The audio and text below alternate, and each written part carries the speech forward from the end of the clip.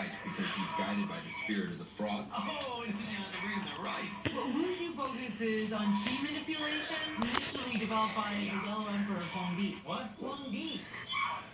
That lady is vicious.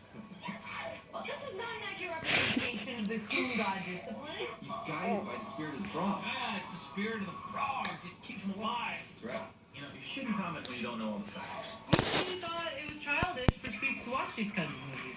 You said that? You said childish? Thank you. I was wrong. I was very wrong. I mean, come on, look at it. Qi Twang just took out 12 Shaolin monks. Look at that. That is not childish. No.